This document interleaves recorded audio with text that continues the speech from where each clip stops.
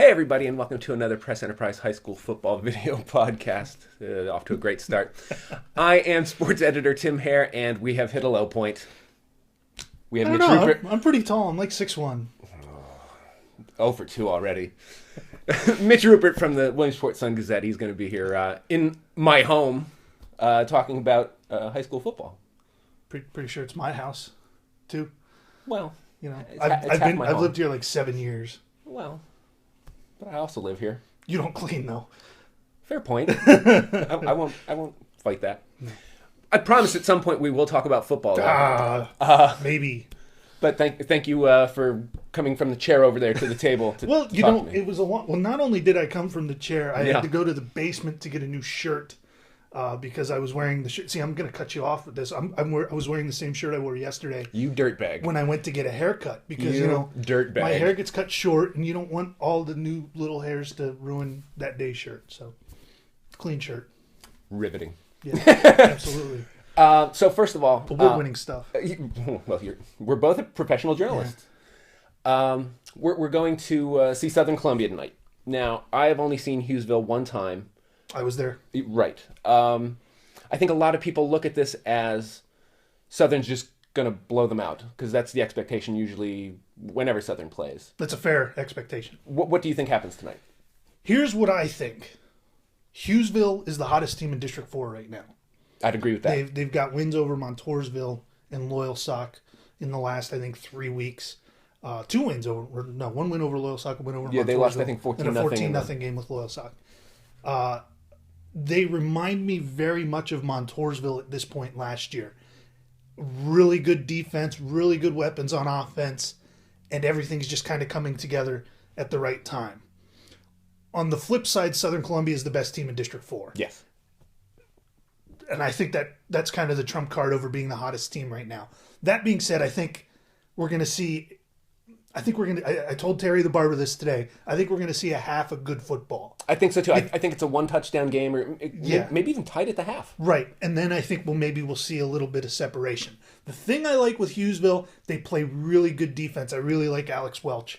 Yeah. When he plays linebacker. They got Trey Smith back halfway through the season. And he's a great athlete. Great athlete. I would venture to say that Trey Smith is their best receiver, which is tough to say considering Zach Fry has almost 1,000 receiving yards this year. Yeah. But Trey Smith has only played in half the games this year, and he's at like 600 yards. And that's the thing I like about them, that Southern's front eight is so good that no one's going to run on them consistently. Nobody. But they throw it so well. And that's not Hughesville's game either. I like You see Isis coming down the stairs in the background. We have a cat. Too. I have a cat. He does not. Hughesville's game isn't to run the football. Right. Melvin Durhammer is a really nice running back. Between the tackles running back. It's that cat. Yeah. Who's good to get you those tough yards between the tackle. But he's not going to break off your 30-yard runs. Right. Or so much. But they can throw it around. We saw Landon Henry Sure. throw for 300 went over yards 300 against on Bloomsburg. Bloom. Yeah. Now, you talked about their defense, and from the little bit that I saw, they're outstanding. Southern hasn't run for less than 250 on anyone this year. Sealands Grove included. What's a reasonable expectation for the Hughesville defense's performance now? Well, if you keep it under 250, you're doing pretty good. Sure, You know, that is the season best. Yeah, that's a kind of a low bar or a high bar, low bar, I guess, to set. But I think the thing they can't do is allow the big plays, because that's what Southern does best with Blake Marks and Hunter Thomas. Yeah, especially Hunter Thomas. Yes, they want to get the big plays, and they're so good up front that they can spring those big plays. The linemen will get to the second level, things like that. If you can make them grind out 14 play drives, Which Sealands Grove did. which they did, you shorten the game. You also compact the amount of time that you have to play defense for, Right. because you're going to have fewer possessions. Right. You cannot make any mistakes on offense at that point. You Exactly. have to be incredibly That's- efficient. Yeah, but that's got to be step one. I mean, you already know you have to be incredibly efficient. I mean, you're not... I find it hard to believe that Hughesville could win this game in a 21-14 fashion. If Hughesville's going to win this game, they're going to have to score 40.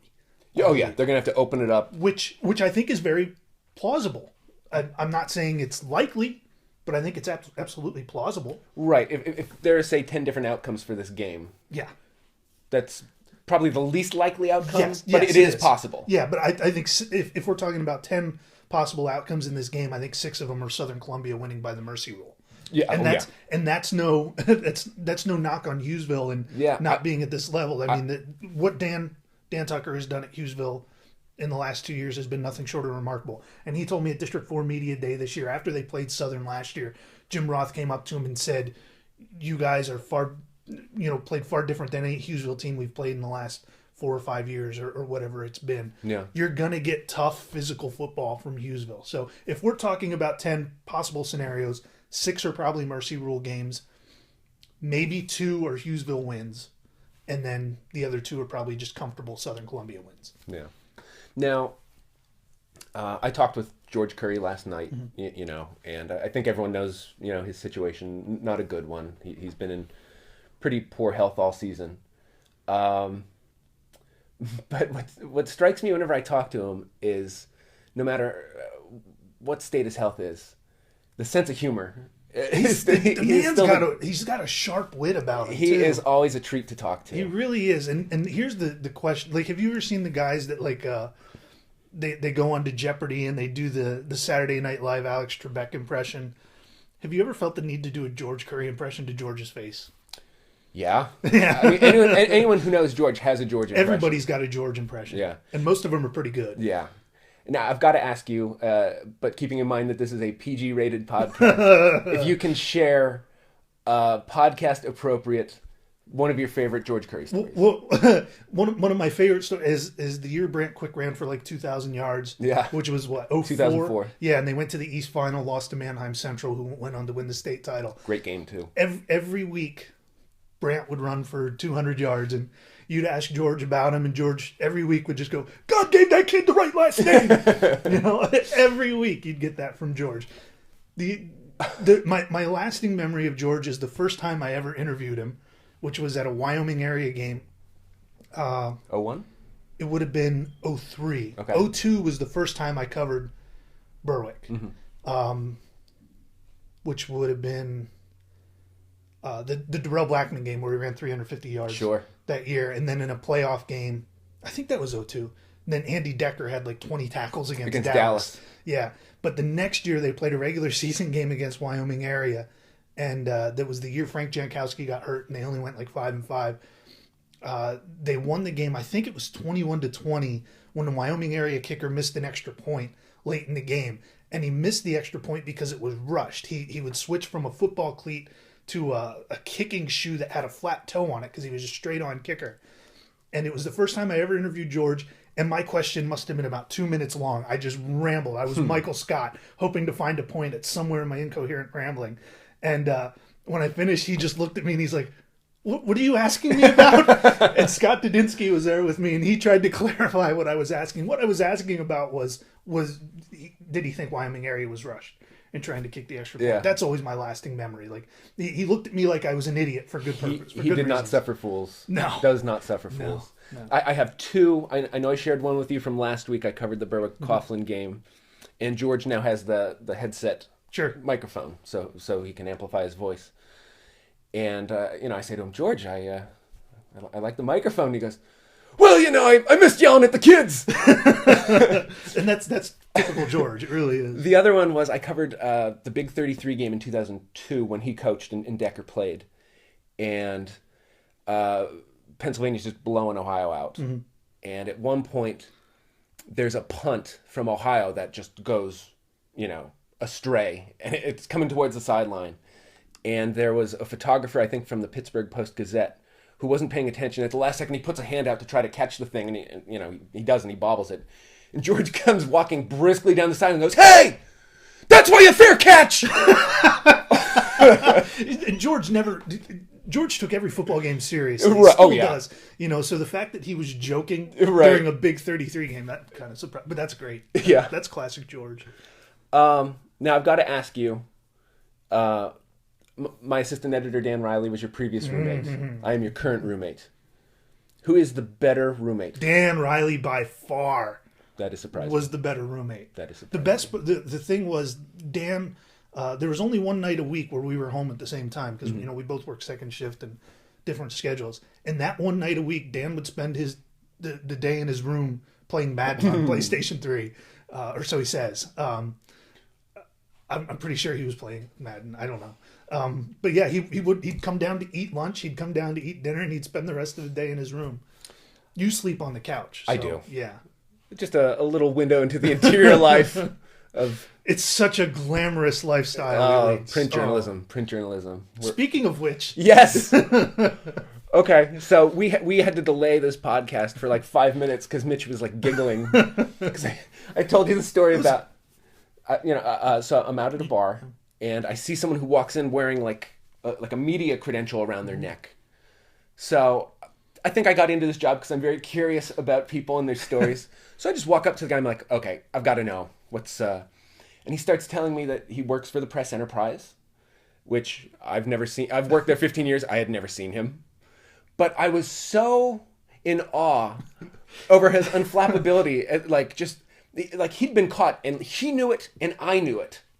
He just digging, man. But he just kept talking, and after a while, I just had to give him the slow clap. Just bravo. I just got a text from Ziller, by the way. Oh, yeah.